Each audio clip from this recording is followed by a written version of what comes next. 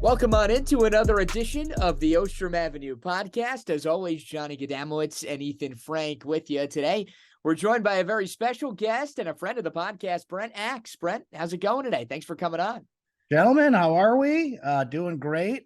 We might have another guest, by the way. Blaze the dog is right over here to my right. He's currently chewing on a bone. I don't know if you guys can hear that or not, but we can't hear it, but we would certainly welcome him if he might be joining here. He loves Zoom calls. I start talking on these things. He comes over. He wants to know what's happening. So we'll see if he wants to join us or not. Awesome. Well, we would welcome him with open arms, should that be the case.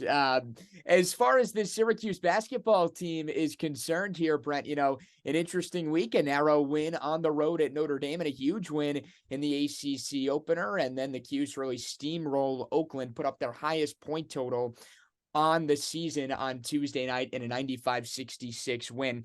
Here we are now, sort of 9 games in, 5-4, a couple of bad losses, but a couple of intriguing wins as well. Where are you at? What's your vibe on this team right now, 9 games in?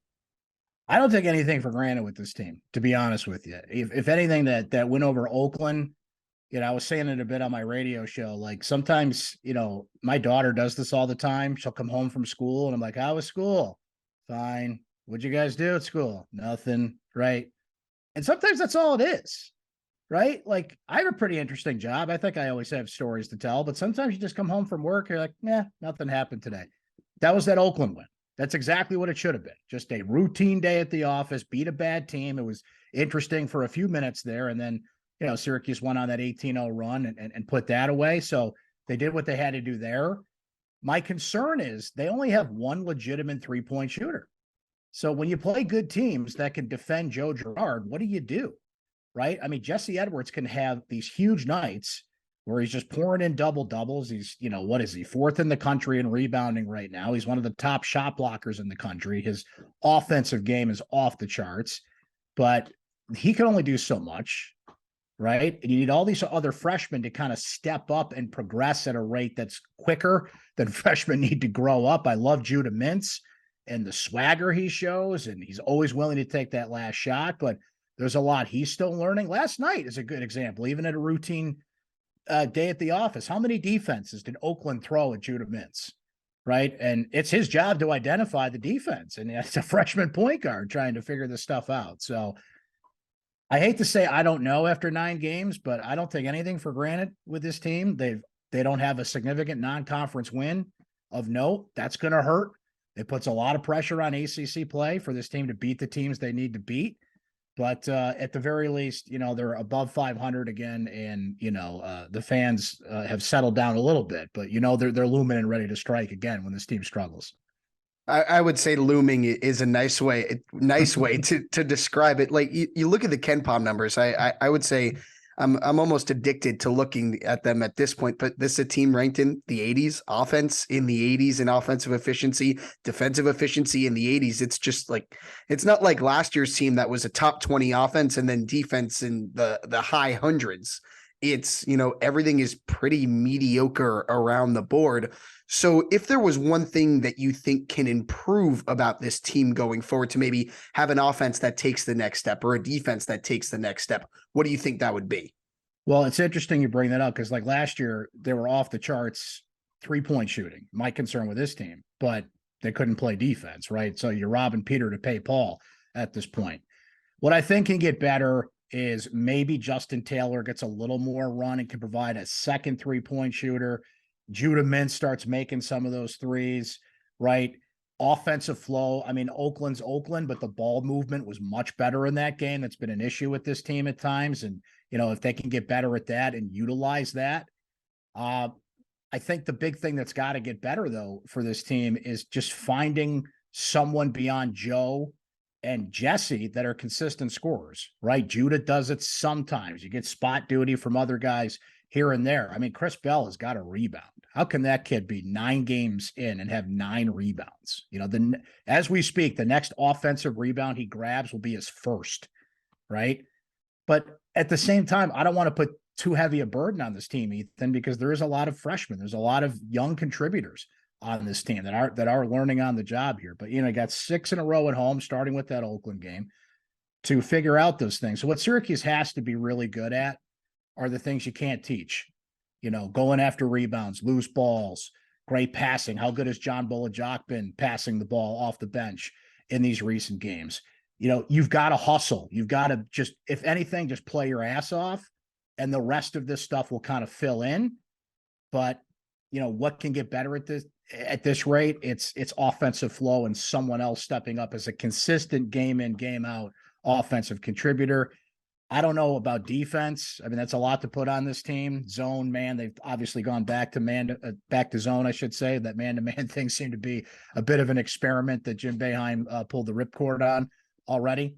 I think this is a better defensive team than it was last year in some ways, but in others, you kind of have to wonder how, no matter what lineup you put out there, there's somebody that's doing something for the first time, right? And it's hard to compete at the top level of the ACC when you're doing that. All right, so let's take the flip side of that then. I mean, Ethan asked about the things that need some work. How about the things that have impressed you, whether it be, something that you expected to kind of stand out? And I know you mentioned a couple of things there that have been solid so far, but what are some of the more overarching positive takeaways as far as things that this team has done right so far at this point in the year? I mean, you got to start with Jesse Edwards, and we were starting to see it at the end of last year. He gets hurt. Maybe if he's healthy, I don't think that team makes the tournament, but probably maybe in the conversation for it a little bit more. I mean, he's just playing the game now, right? I think in his first couple of years, you saw a guy that was learning on the job and trying to figure out where to be. He knows where to be. He knows how to shoot. He's great around the basket. His rebounding is terrific. His defense has gotten much better. He's a great shot blocker. Like, he's just in the flow now, right? I mentioned John Bolajok. I mean, you need that X factor. You need that bench guy that can come in and kind of give you a lift. And he's been great. His defensive prowess has really improved against Notre Dame. He closed out on Dane Goodwin for Notre Dame, was in the corner over there, hadn't missed a 3 before that. I think he altered that shot just enough so it wasn't a factor. We mentioned he's a great passer, and you just need somebody that knows what they're doing in the zone, and he's getting there. Judah Mintz has just been so fun to watch, and he is that intangible I brought up, guys, right? No matter what, he wants the ball. No matter what, he's going to take it to the hole, or he's going to take a shot, or he's just, the confidence level on that kid doesn't wane. Like, if you were playing a video game with Judah Mintz, like, that green bar is always full. It never goes down all the time. And I love that intangible about him. He's just got to learn what do you say about freshmen? They don't know what they don't know. And that's him at this point. But he has such, I know you guys like to say this a lot on the internets now. He's got that dog in him, right? I like that. I like that in a player. You got to have some swagger. And I really appreciate that about him. So those are some of the things I like. I've been encouraged with what I see from Justin Taylor and spots. I've been encouraged by, a couple other things that I think the freshmen can contribute here and there. I like Malik Brown. I know there's always somebody that kind of falls out of favor with Boeheim or has to earn Boeheim's trust a little bit more. He said after the Oakland game that maybe Malik Brown gets a little bit more of a role. It depends on the situation. And I think he's right, because John Bull is more of a facilitator than Malik Brown is at this point. Look, as much as I got on Chris Bell for his lack of rebounding, that dunk he had the other night was spectacular. And he's developing as an offensive player, right? So there are things I like about this team. It's just, there's the things I don't like are going to get in their way more, I think. Agreed on that. Going back to John Bull, I think you tweeted it. If not, I'm mistaken. But I also had the same thought that John Bull feels like a little bit of like a knockoff Marek version, like with the things he does well. I saw that circulating around on the Twitter sphere last night. I don't know how you'd feel about that comparison. I think that's an apt comparison in a way. I mean, by the time Marek was done, he was a polished offensive player, ran a lot of backdoor cuts, could get to the hoop. It's funny that after the Notre Dame game, Jim Boeheim was saying, "Where's Marek Dolezaj when you need him?" And I'm like, Marek wasn't that good of a rebounder, right? But he played his ass off. He had those intangibles that we talked about, right? So I think that's what Jim was referring to there. I think it's an apt comparison because John Bull, that I know it's Oakland, but he did a little bit of everything. He plays 8 minutes. He grabbed 6 rebounds. He's passing the ball. He lit that fuse on the 18-0 run that Syracuse went on at the end of that game. He's diving for loose balls, playing better on defense. That's that X factor guy, right? Typically what we mean when we say that is they can't shoot, or they're not a good offensive player, but they do everything else. And right around the basket, they're good. And, I didn't bring up Benny Williams earlier. I know I skipped over somebody. He's just been too inconsistent at this point for me to say, oh, look at Benny. He's the guy they need him to be. I mean, this is the player we all wanted on the court last year. And I just haven't seen enough consistency from him to really anoint anything, but he has shown flashes this year that he's better around the basket. He's more confident offensively. He can get a little more away from the hoop. But, I mean, just go down his box score. He'll have 9 points and 6 rebounds. Then he'll have 2 points and no rebounds. He'll play 40 minutes. He'll play 25 minutes. So they need that forward position overall to come through. And right now, John Bull's been probably the best big man, not named Jesse Edwards, on this team. Obviously a very interesting makeup roster construction wise, just due to the nature of a really heavy freshman class. What do you make of how Jim Boeheim has sort of utilized, the weapons that he has had thus far? I mean, I think maybe the bigger conversation right now surrounding, Chris Bell, Justin Taylor. Bell has had the short leash. Taylor's been making the most of his minutes. And there have certainly been some cries for maybe giving Taylor a knock in the starting lineup. What's your sort of mindset right now as far as how the distribution has gone and what it could look like a little bit going forward? I think what you said about Justin Taylor is spot on. If Chris Bell keeps this up, I don't know how. Now, remember, Jim Boeheim's starting lineup is completely overrated, right? It's not who starts, it's who finishes, who's in the game when it matters. So I think Justin Taylor can fight his way into that role.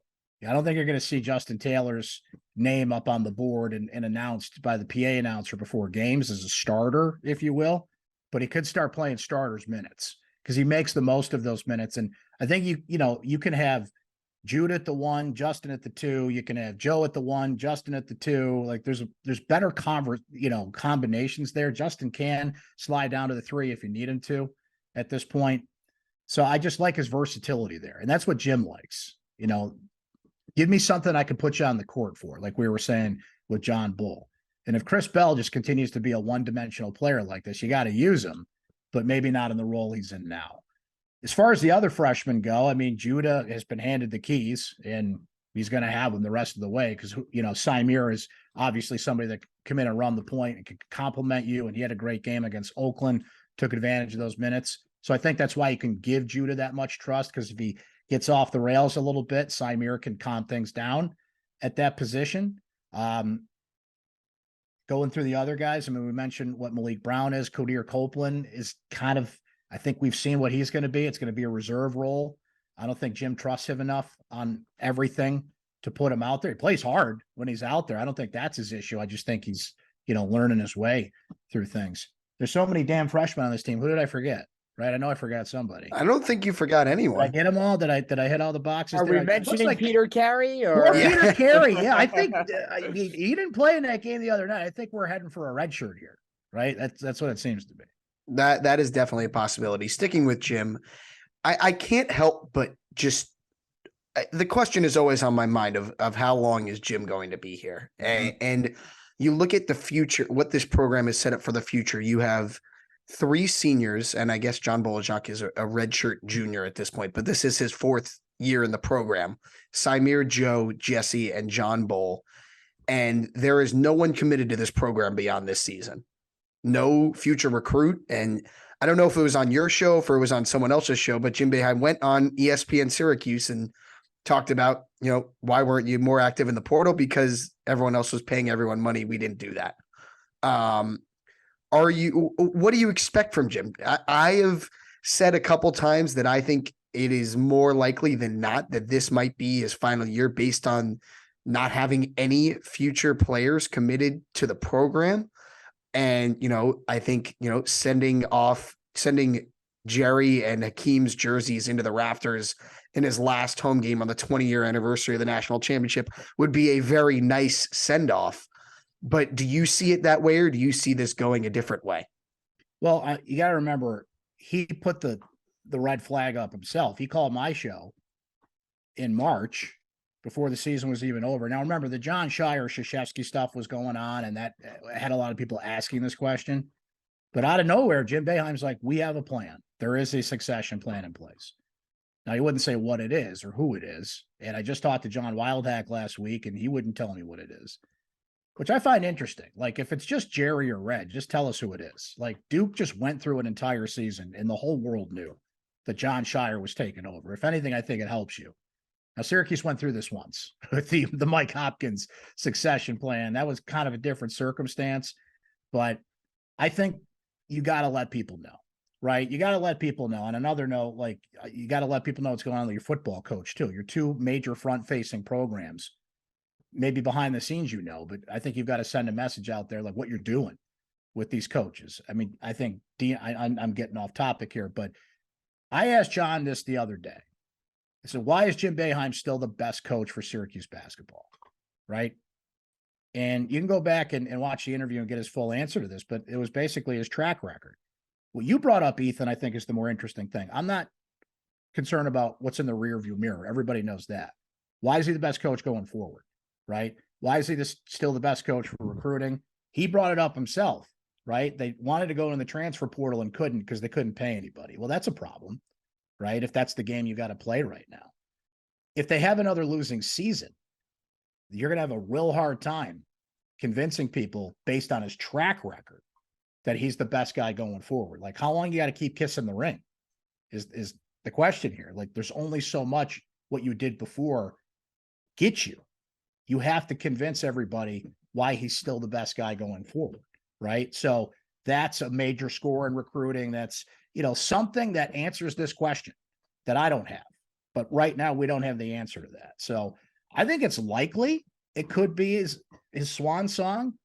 I don't think he wants to go out with another losing season or anything. But, Jim is the most competitive person I know. So the thing is, Jim is always going to think he's the answer to the question. When does it become apparent he's not? Right? When does somebody answer the question, whether it's Jim, John Wildhack, or whoever, pulls the trigger on this? Answers the question, why are you still the best person for this job? And track record's not the answer. I mean, going forward, not what's back there. A very interesting sort of macro overview, I guess you could say. As far as the immediate future is concerned, Brent, it's a big week this week because it's Georgetown week. A circle it on your calendar game for sure, despite maybe not having some of the same juice that it, of course, once did. As far as this Hoyas program is concerned, just a terrible year in every sense of the word for Patrick Ewing's squad a year ago. From a Syracuse perspective, in your eyes, what has and again, not just talking about last year, but more kind of big picture, what sort of led to the stumble of this Georgetown program, and why have they sort of taken a turn for the worse as far as dipping down to not what they once were back in the old days, so to speak? I'm really surprised it's happened because I think Patrick Ewing had every opportunity to be a great coach. I mean, look at the Big East. The Big East is still a great basketball league. It's weird to see some of those names in there, coming from what I know the Big East to be, but there's some good teams in that league. So you would think of all, John Thompson and the JT3 and some of the good coaches they've had, I thought Patrick Ewing would come in and at the very least attract some of that talent back to Georgetown that needs to be there. That hasn't been the case. They just lost to recently American for the first time since 1982. Like, that's their Colgate, right? They had not lost that team since 1982, and it happened. And there's a lot of first time since, much like here at Syracuse, that's happening. So if their fans are saying Patrick Ewing's not the answer, right? I'm seeing tweets from prominent Georgetown bloggers and people that know the program saying, Rick Pitino and things of that nature. So they're kind of fed up with Patrick Ewing and don't think they can turn it around. I'm surprised it didn't work. I thought that was the best solution you could. I mean, there was so much talk about Patrick Ewing should have been an NBA head coach, right? It was just an assistant next in waiting, ready to go. But you find out it's just much more than name brand nostalgia. Come play for me as a name. Like, you got to get out there and convince the best players in the country that Georgetown's still the place, that Georgetown's still cool, right? Where are the Allen Iversons of the world and the guys that just kept that line of succession going? But they beat Syracuse last year, and the last 4 games have been a split. The last 8 games between these two have been decided by less than 10 points. So no matter how you feel about the rivalry and whether it should continue or not, when these two get on the court, they play a great game. That's what I know. We could tell ghost stories all day about, Patrick Ewing and Pearl Washington and Derek Coleman and Billy Owens and Iverson and Dikembe Mutombo and, go through all the names. My favorite name of all time, Ruben Boomshay. Shout out to him from Georgetown, right? We can tell those stories all day. When Syracuse and Georgetown play now, they're still great games. So, look, I might be dying on the hill here alone, but I think Syracuse and Georgetown should play, forever. But, at some point, maybe the gas is going to run out on this thing. It's definitely possible. I guess that's what happens when you hire, the best player in program history. Look what happened with Chris Mullen at St. John's. I mean, look what's going on at Louisville right now. It is, it's not pretty when it goes sour, because you don't want to have to fire the greatest player in the history of the program, because this is someone the fans love so much. But you talk about memories. I want to ask you, what is your favorite Georgetown Syracuse memory that either you went to in person, that you watched on TV? What would you say is the one that comes to mind first? My personal favorite was Syracuse Georgetown in, I want to say, 1989. And you walk in the building, and I shouldn't be happy about this because Team USA lost, but I just remember this like it was yesterday. There's a giant sign in the dome. I think somebody made it from a sheet, and they hung it from the upper deck, and it said, "Where's the gold, John?" Because John Thompson lost the Olympics in 1988, right? And I just remember looking at that and I shouldn't laugh at that because it's Team USA, but I just yeah, you screwed that up, buddy. Right. But those games, that run there from 87 to 93, we're talking about the Billy Owens free throws, John Thompson getting thrown out, 3 technicals in the first half. That was, for years, it was always the last game of the year, and Jim Nance and Billy Packer would call the game. It was always on CBS, and it was just an event. It felt like such an event, kind of what Syracuse Duke is now. But, obviously the rivalry was brimming. They'd play 2 or 3 times a year.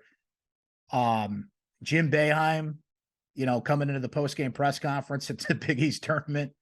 Michael Graham punched my player and, throws the chair and gets out of there. And he should have been that pissed because that was a trash call. Michael Graham did punch a player. Nothing happened. Just to show you what happened back in my day, boys.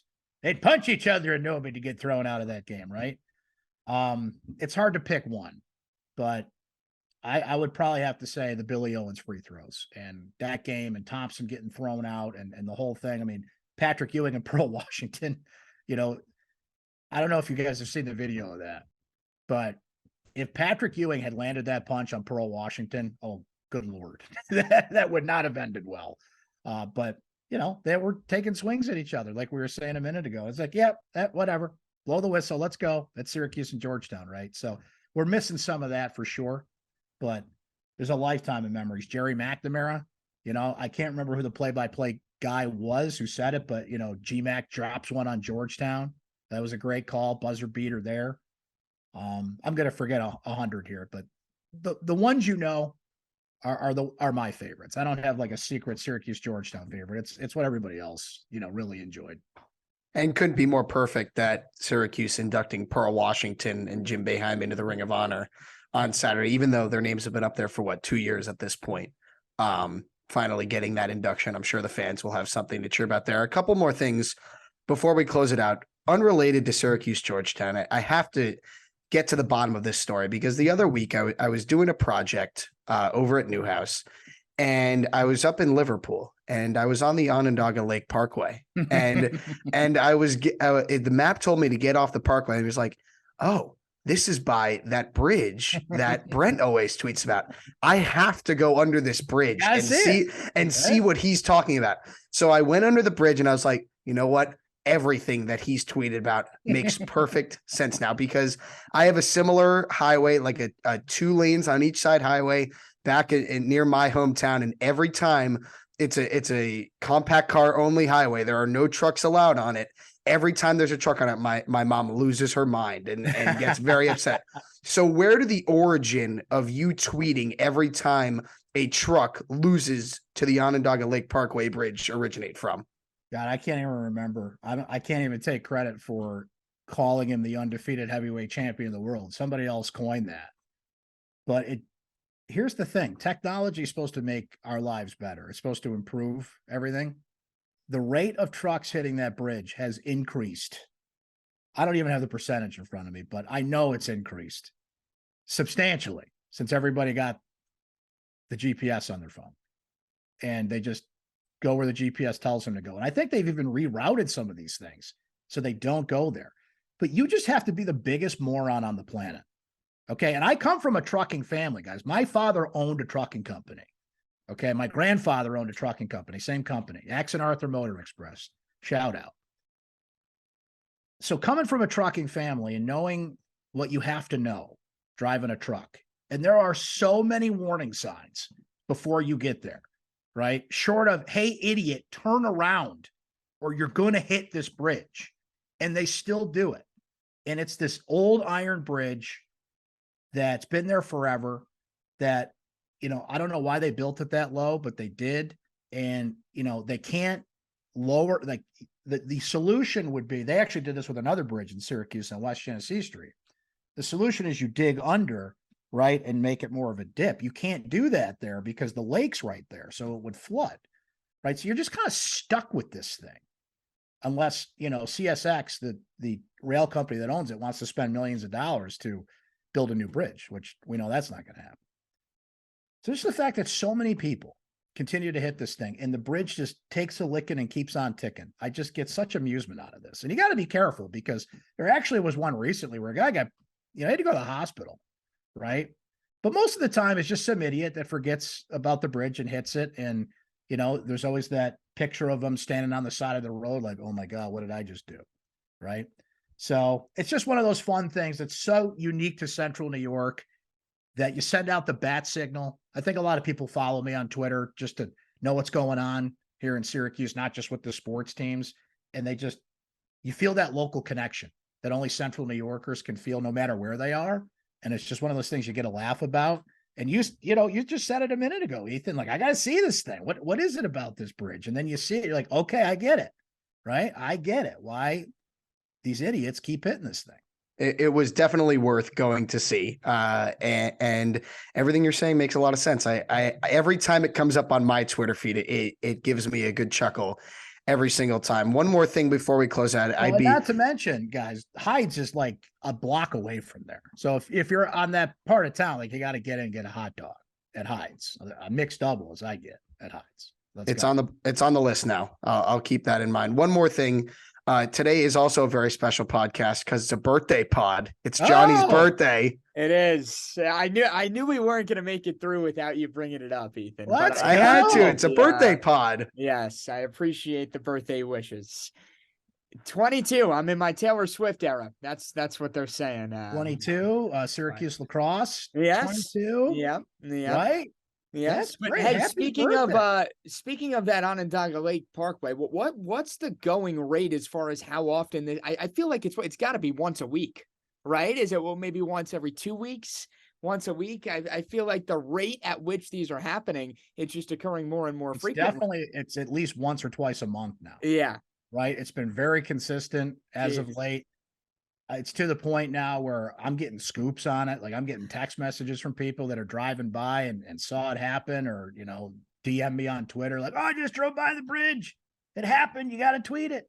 Right. So I don't know, man. That's going to be my legacy. I've, done all these things in this world.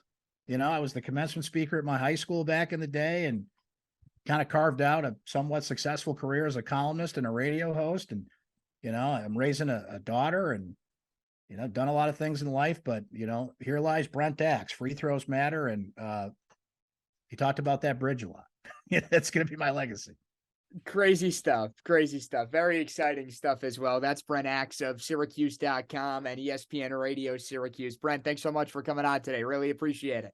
Happy birthday, Johnny. Thank you. I appreciate that. Thanks for having me on, boys. Of course. It's Syracuse and Georgetown. And as always, WAER has you covered. It's a 1 p.m. tip. So McClurg team countdown to tip-off gets going this Saturday at 12:30, only on 88.3 FM. That's going to do it for this edition of the Ostrom Avenue Podcast, alongside Ethan Frank and our guest Brent Axe. I'm Johnny Gadamowitz saying so long, enjoy the week, and we'll chat next week.